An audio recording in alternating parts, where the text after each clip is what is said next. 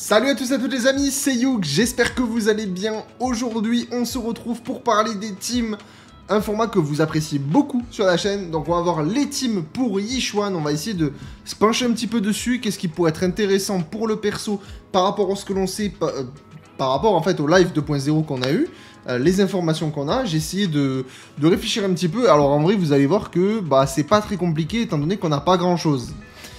Évidemment, n'hésitez pas à vous abonner. Voilà, on s'approche tout doucement des 2000 abonnés. Les amis, si tous ceux qui sont pas abonnés, vous vous chauffez, vous abonnez en masse, on peut vite faire péter ça. Et surtout, les 2000 abonnés avant la 2.0, ça serait assez ouf.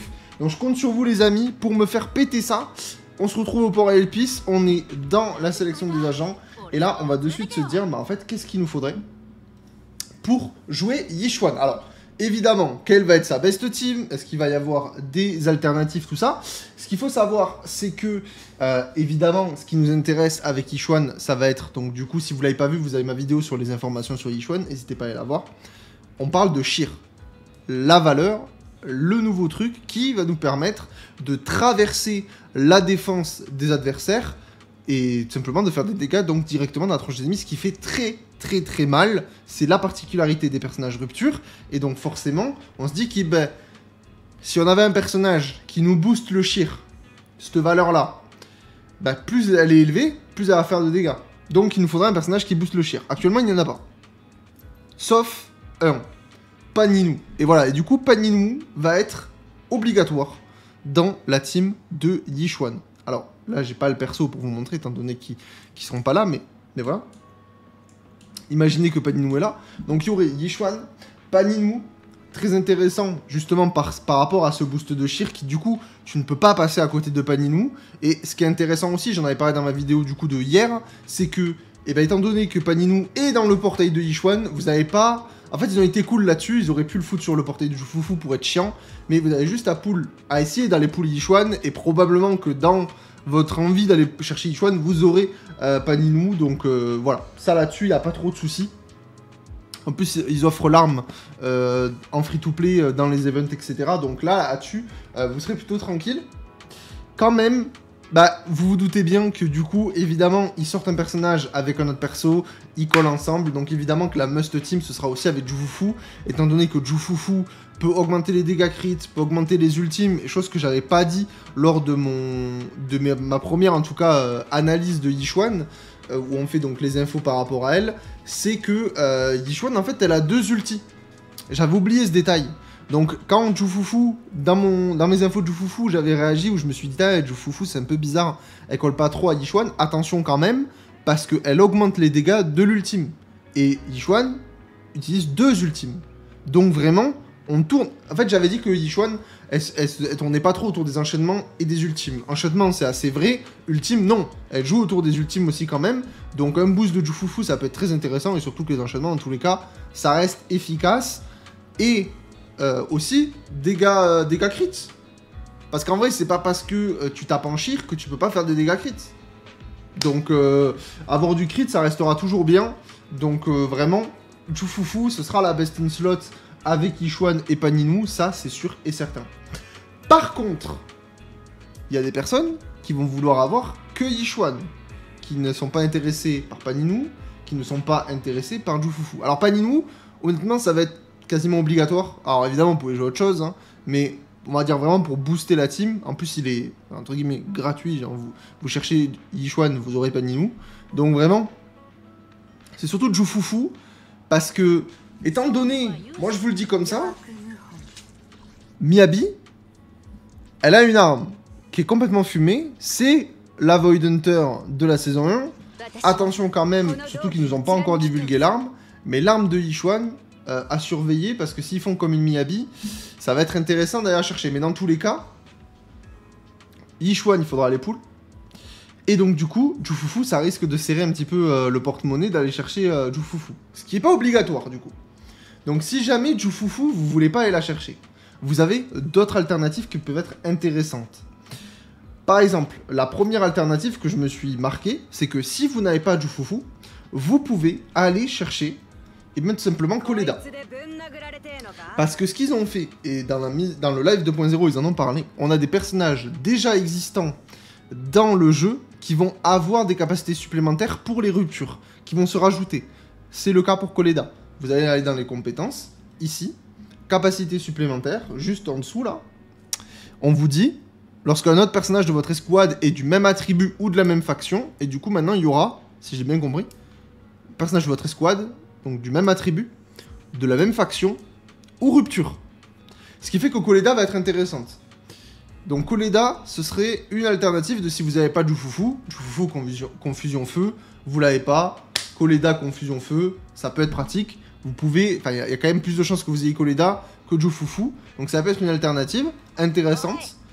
Et si jamais vous ne voulez pas pull sur Jufufu et vous n'avez pas Koleda, mais j'ai quand même la solution. J'ai quand même la solution, et la solution c'est Pulchra. La solution c'est Pulchra, oui. Pourquoi Pulchra? Parce que Pulchra aussi aura, dans ses compétences, elle fonctionnera avec les ruptures.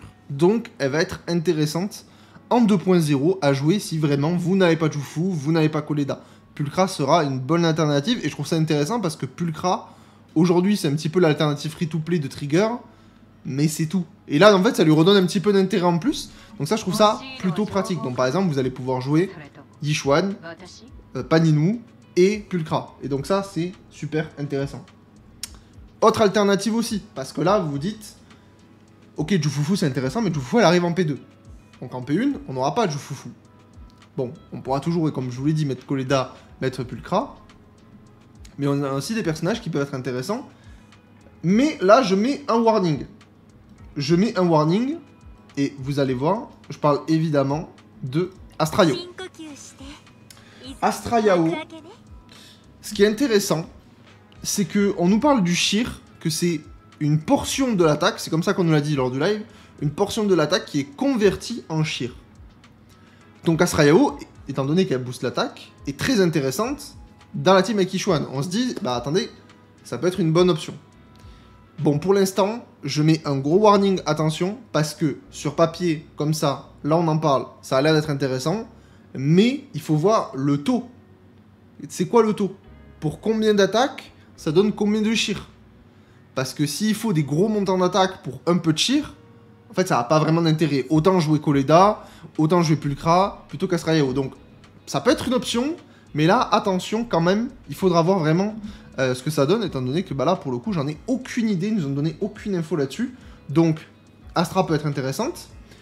Et surtout que Astra, bah, pourquoi je vous dis Astra aussi? Parce qu'elle fonctionnera avec les ruptures.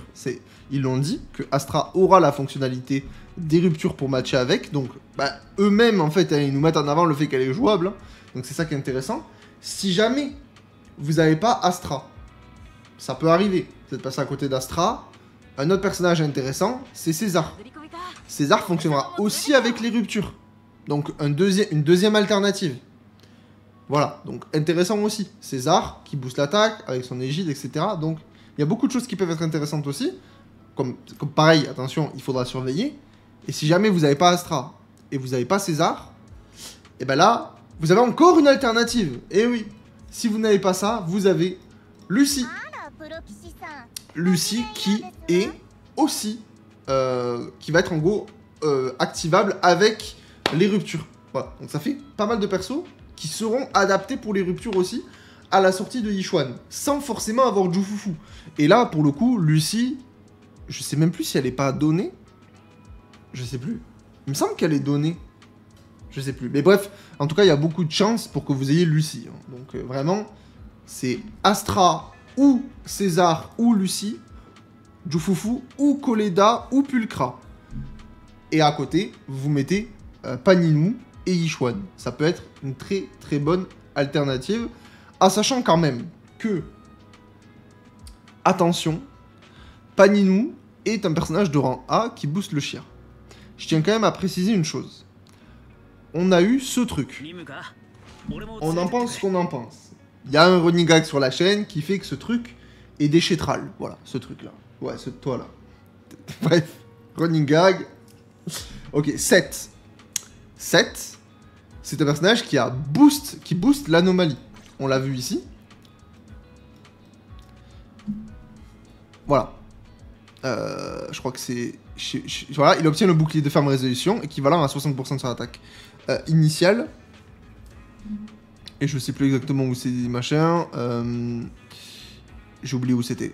J'ai complètement oublié où c'était. Le membre de l'escouade qui arrive sur le terrain obtient un bouclier de ferme résolution équivalent à 60% d'attaque initiale de 7 jusqu'à un maximum de 3000. Et ça augmente l'adresse d'anomalie de son porteur de 75. Voilà, c'est cette ligne-là que je cherchais. Donc ça augmente l'anomalie. Pourquoi je vous parle de 7 ? 7, c'est un personnage de rang 1 qui est arrivé pour booster Jane quand Jane est sortie. Qui c'est qui est sorti juste après ? Histoire de calmer un peu 7, qui était vraiment le must-have si vous voulez jouer Jane. C'est César, qui lui a mis un 100-0 à 7 en disant écoute, t'es bien mignon, casse-toi, je prends ta place. Durée de vie de 7, un patch, on s'en rappelle. Voilà, le 7ème disque du jeu. Il pousse la base d'anomalie. Là où je veux en venir, c'est que Paninou, il peut très très vite se faire remplacer. On a eu un boost anomalie, juste après on a eu la support qui boostait l'anomalie pour Jane. On jouait tout le temps Jane avec César. Ma théorie, ce serait que du coup, ils refassent le même schéma. C'est-à-dire qu'on a Yixuan, son boost, avec Paninou, de rang 1, une alternative gratuite, entre guillemets, hein, vous m'avez compris. Et pourquoi pas que du coup, un patch après ou deux patchs après, on ait son remplaçant, support, qui booste le Shir. Et surtout que César, elle est incomparable à 7. Si un nouveau perso arrive, qui booste le Shir, comme un enfoiré, bien au-dessus de Paninou, et dans ce cas-là, vous allez dégager Paninou pour le foutre. C'est assez logique. Donc, j'ai quand même envie de vous dire, si vraiment c'est votre objectif d'avoir une team extrêmement solide avec Yixuan, attention quand même, si vous êtes free-to-play, surtout les free-to-play, c'est peut-être pas le meilleur move de... Attention, je dis peut-être, parce que j'ai pas le futur en tête, hein, je l'ai pas, mais c'est peut-être pas le meilleur move de ultra respecter Paninou, de lui mettre au taquet de trucs, de le build comme un enfoiré, sauf si vous kiffez le perso évidemment, vous avez compris, mais je parle vraiment en termes d'intérêt, de value dans la box. Peut-être pas le meilleur move à faire si un patch après, t'as un autre perso qui éclate Paninou, et que du coup, bah en fait, tout ce que vous avez farmé, ça sert à rien, parce que du coup, il va falloir aller refarmer. Attention quand même, je dis pas qu'il faut pas le faire, mais à surveiller quand même, surtout que bah, ça peut vous faire économiser pas mal de ressources, tout ça. Donc ça c'est le petit warning par rapport à Paninou, qui a l'air très très cool, mais il y a peut-être moyen qu'il se fasse très très vite dégager, pour peut-être évidemment la Astra Yao de rupture. Et ça ce serait quand même assez ouf. Vous imaginez une sorte de Astra Yao, support, et son build, tout son kit, est conçu pour booster le Shir. Alors par contre ça peut être marrant de se dire, ok, alors dans ces cas-là je mets ce support là, et après, je mets aussi Paninou dans la même team.